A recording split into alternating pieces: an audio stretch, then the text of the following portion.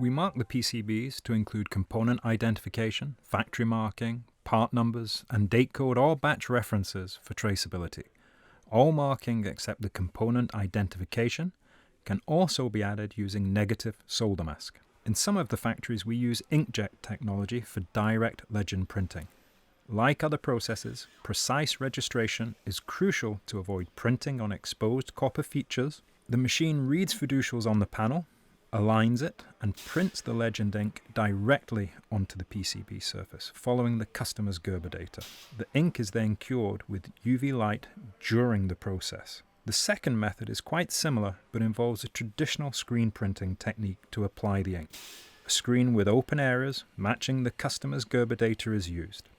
After printing, the panels undergo thermal curing, ensuring the ink becomes resilient and adheres to the panel's surface.